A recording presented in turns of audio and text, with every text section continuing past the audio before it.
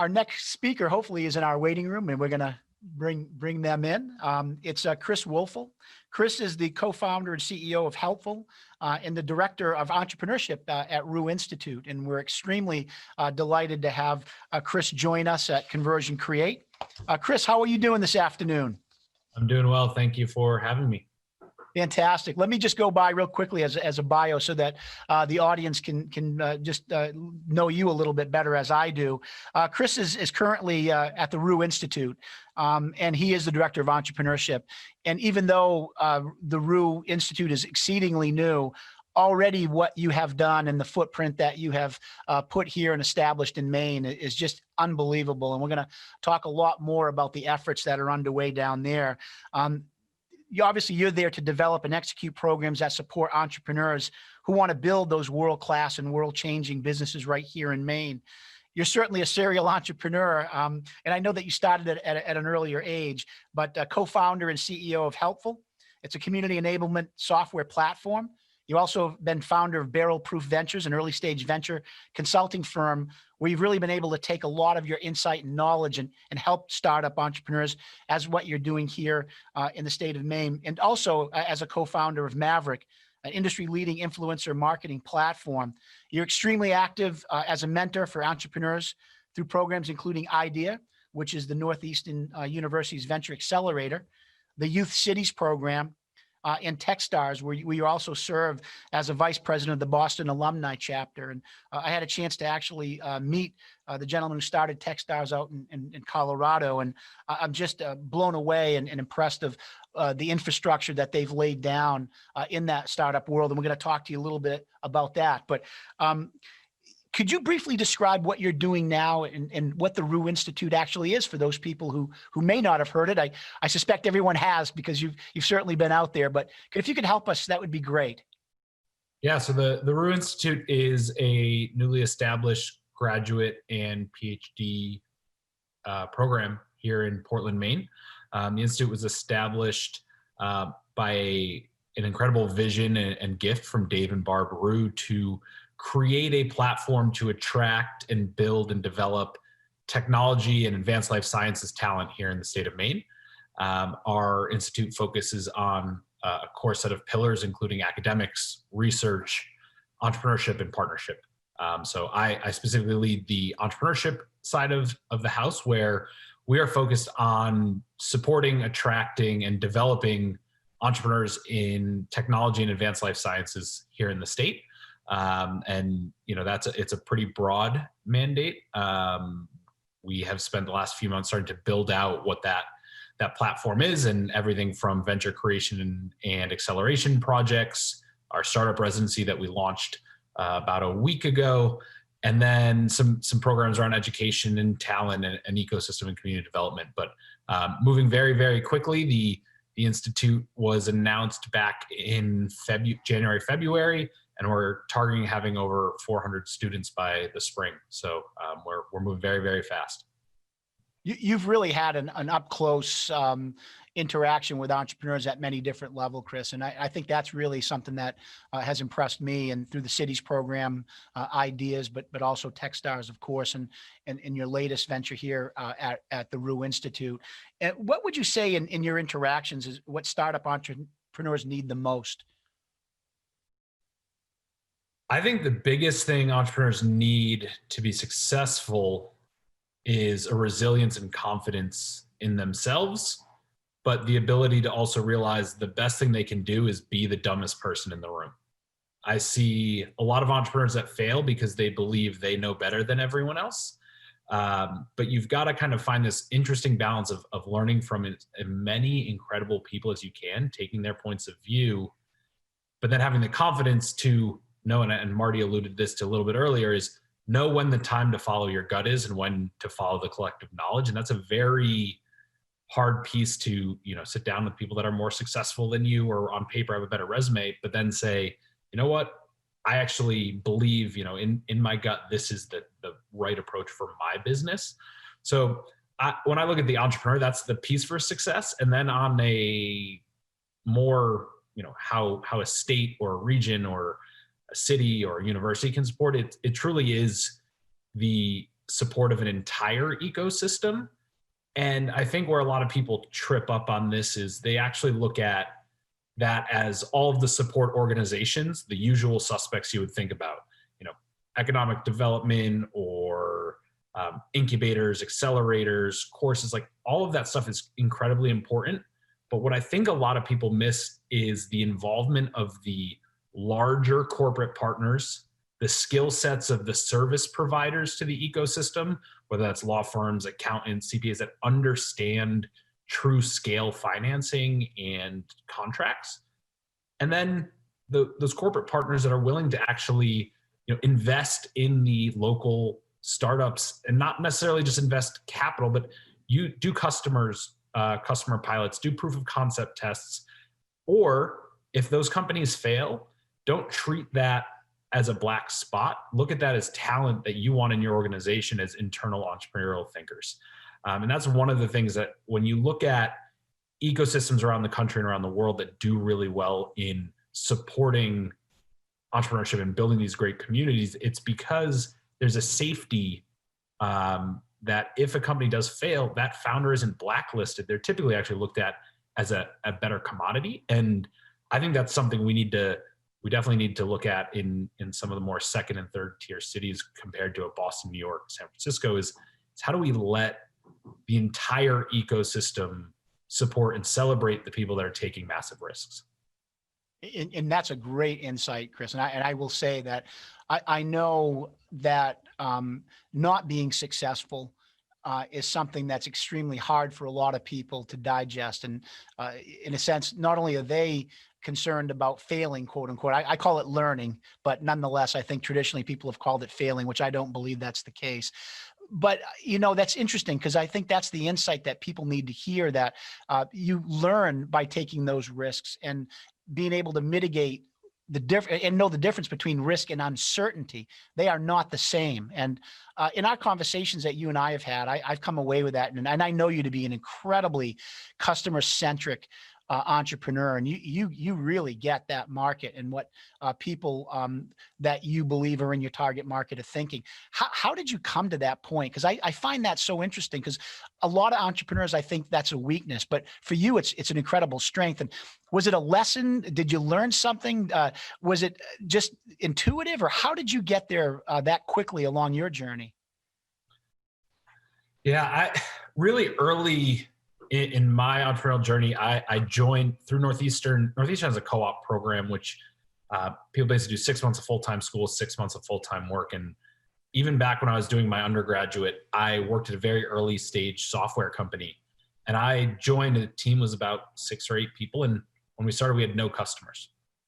We were there, and my VP of sales gave me a really brilliant tip. He said, we can either go sell them something or we can go figure out what they need to buy.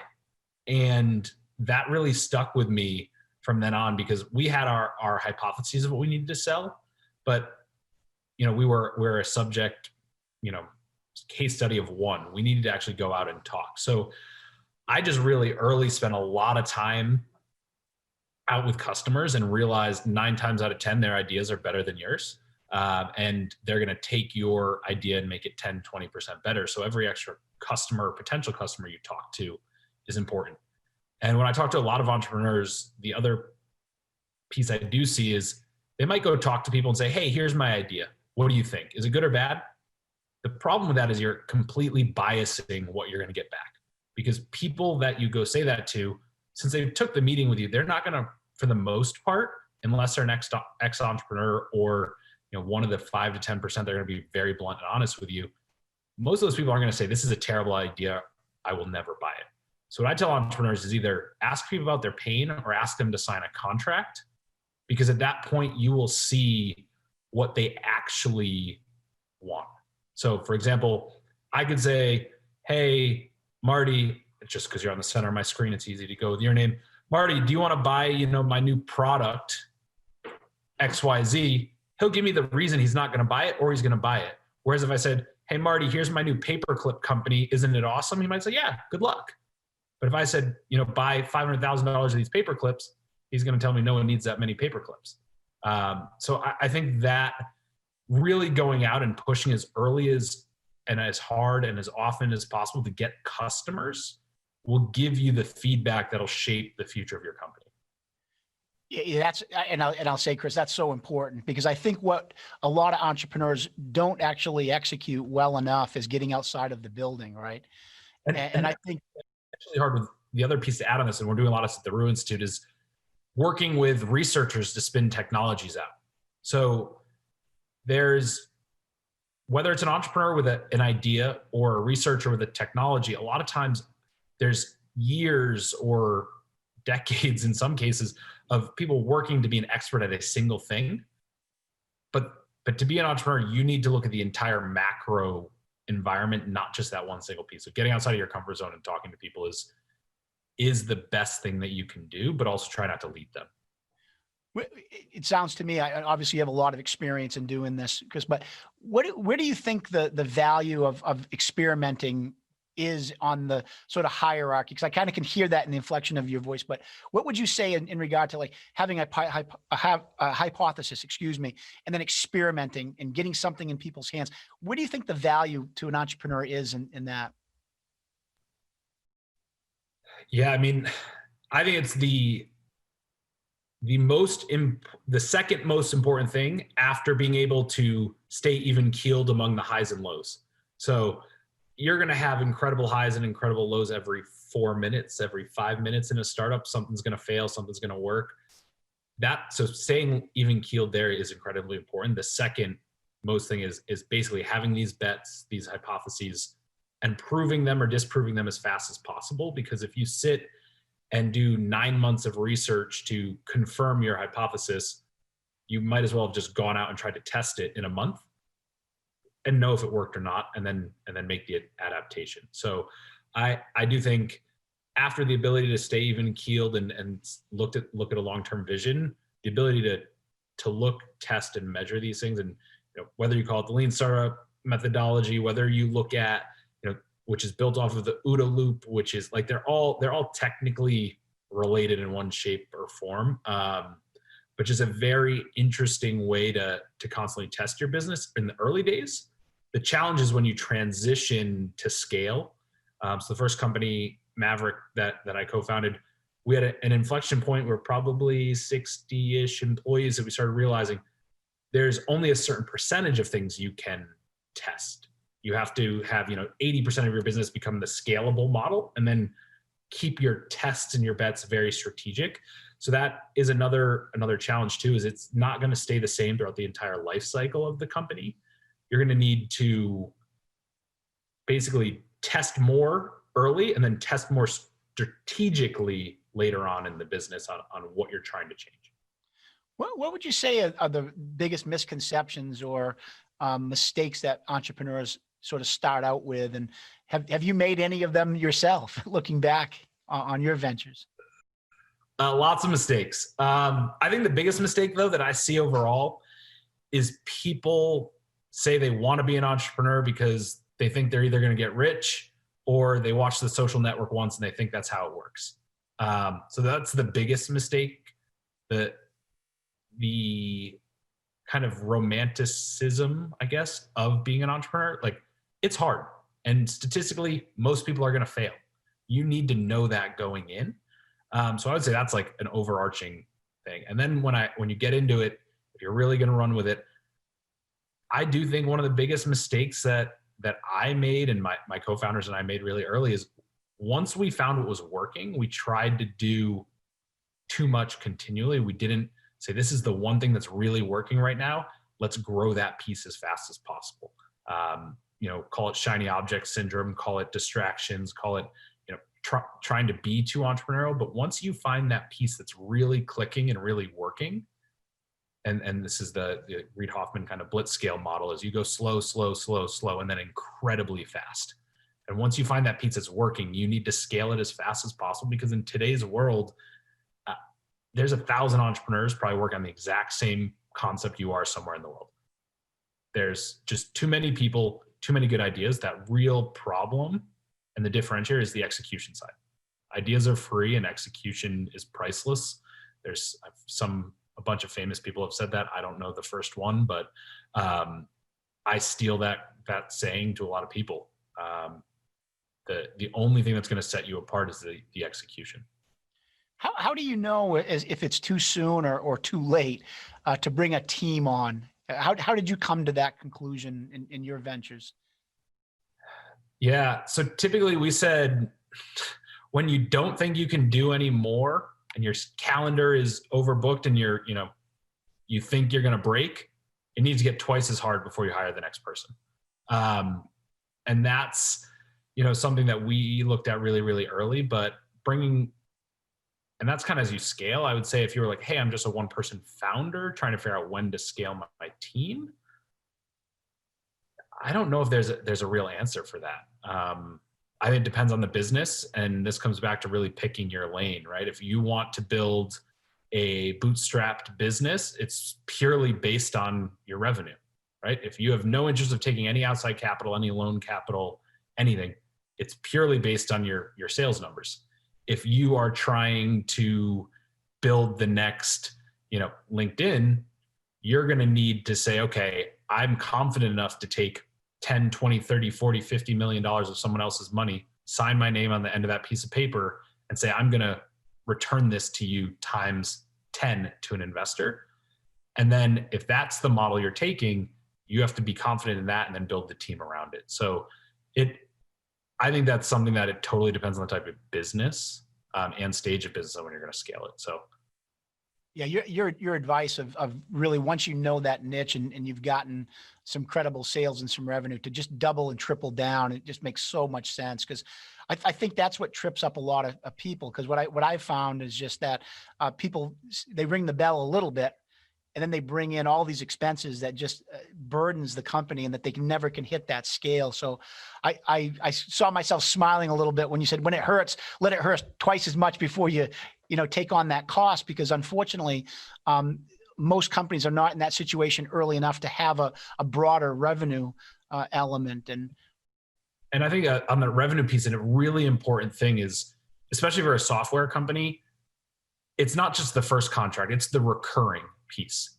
Because it's when you go out and you sell a $25,000 to $50,000 pilot to a big corporate, you're still on a test budget. There's no real guarantee. So I think there's a lot of people that underestimate those early sales. Like there's great to get early sales, don't get me wrong.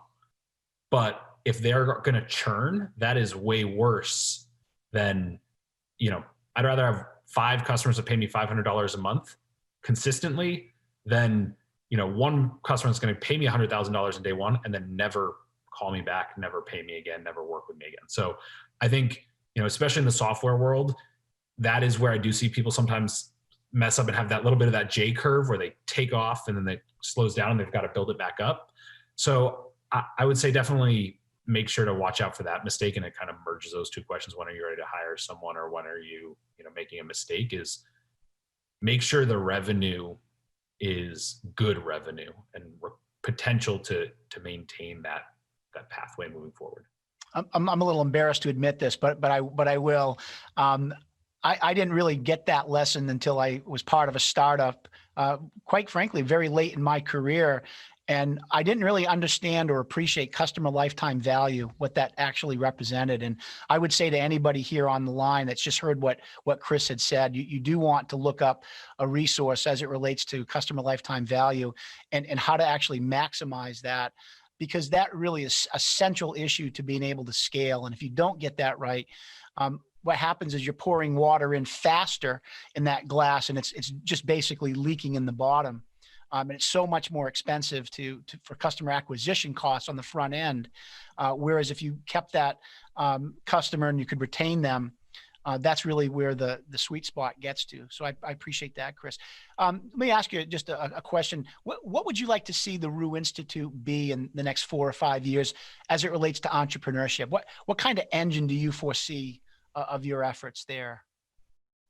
Yeah, so our focus is to basically redefine how higher education can support entrepreneurs or anywhere in the world. We're looking at this as what is the model that we can build and develop that merges world-class founders, world-class researchers, and the corporate partners and the global network that we have as Northeastern to build Portland into a technology hub, and then ideally expand that out across the state. So we are spending a lot of time trying to figure out how do we attract the best companies in a few core verticals to the state, and then how do we retain others here? Because there's plenty of incredible companies and founders that are here that have left because they didn't think they could build a business here. And I think if COVID has had any bright side to it or any silver lining here, is people are realizing you can run a company from anywhere in the world. And I think right now the entire region, state, call it all of Maine, Northern New England, needs to realize right now we are not competing with Boston, New York. We're competing with Tulsa and Cincinnati and Birmingham, Alabama, and all these other cities that are trying to attract companies there that are saying, you know what, I don't need to be in Boston or New York anymore because I can do a lot of stuff via Zoom. We are, living in a world that is a increasingly global economy. I'm going to sell to companies all around the world, and then I can actually, live where I want to live and then build the company in that geography. So if we can, help play a piece in making that true and making, Portland an exciting city and the entire state an exciting state to start and build a business, that would be, success to me. That's really my mission, my directive, and my hope for what we're building. Yeah, and it's interesting, Chris. We're seeing it, as you mentioned, we're seeing it play out really in front of our eyes, and the popularity of some of our locations here in Maine just really are increasing. And I think having that infrastructure for entrepreneurs is just amazing. I want to thank you for taking the time away from your busy schedule here, Chris. And we're going to put up the information of how people can contact you through the Roux Institute, but as importantly, to see what the Roux Institute is doing, because as I mentioned, the pieces of infrastructure that you've already laid down are just incredible. And we're extremely excited in the educational sector to have you guys join the fabric here in Maine, and to see what you're offering is just an incredible compliment to what the rest of the colleges and universities are already doing here in Maine. So I want to thank you for doing that. And any last parting and any comments or thoughts? Yeah, and you hit on it there. I want to thank you and actually I saw Renee on the call as well before, and all the other institutions here that have really accepted us into the ecosystem, and we're excited to work with all of you, regardless if any of you have ideas on how the Institute can help further your mission or ways we can partner, please reach out. Additionally, I'm going to do one little shameless plug here. We do have applications open for our startup residency. We will be moving a handful of companies into the Institute for the next year.